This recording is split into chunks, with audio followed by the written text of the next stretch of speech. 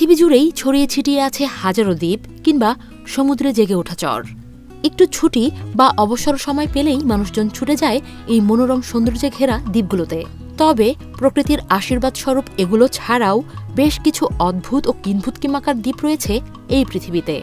জানব তেমনি অদ্ভুত কিছু দ্বীপ সম্পর্কে।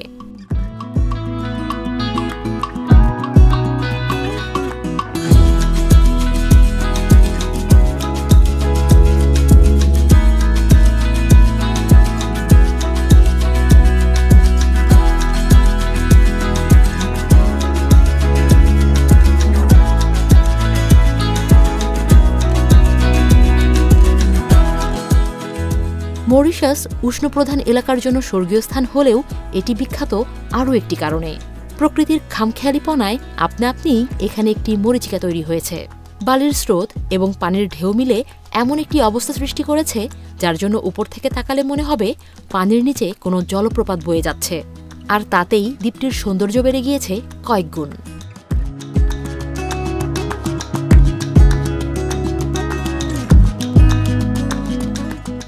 গোকুই আইল্যান্ড মূলত চীনে অবস্থিত এই দ্বীপটি ছিল মৎস্য শিকারীদের আস্থানা, কিন্তু বেশ কয়েক বছর আগেই এই দ্বীপ ত্যাগ করে জেলেরা শহরে ফিরে গেছে।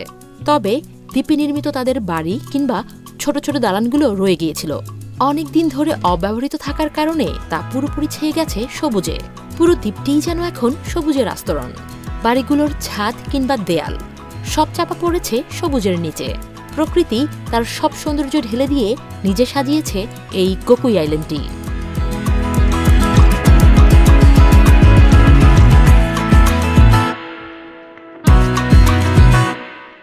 সম্পূর্ণ প্রবাল দিয়ে তৈরি পালমাইরা আইল্যান্ড পৃথিবীর অন্যতম একটি বিচ্ছিন্ন দ্বীপ।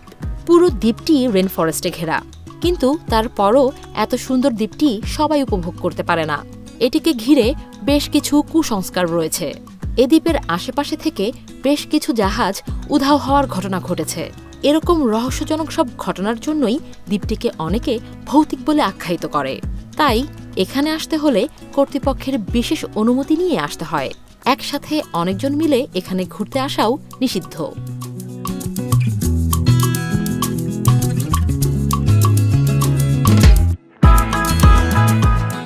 সোকোত্রা আইল্যান্ডকে দেখলে মনে হবে পৃথিবীর বাইরের কোনো দ্বীপ। কিছু মানুষ বিশ্বাসও করে যে এই দ্বীপটি আদতে ইডেনের গার্ডেন। দ্বীপটি বহু বছর বিচ্ছিন্ন থাকার কারণে এখানে এমন কিছু উদ্ভিদ জন্মেছে যেগুলো পৃথিবীর কোথাও পাওয়া যায়নি, যেমন ড্রাগন ব্লাড গাছ। এই গাছকে দেখলে মনে হবে প্রাকৃতিক কোনো ছাতা, তবে গাছটিকে কাটলে এর বাকল থেকে অনেকটা রক্তের মতো লাল রঙের তরল বের হয়ে আসে। সেই থেকে গাছটি পরিচিতি পায় ড্রাগন ব্লাড গাছ হিসেবে।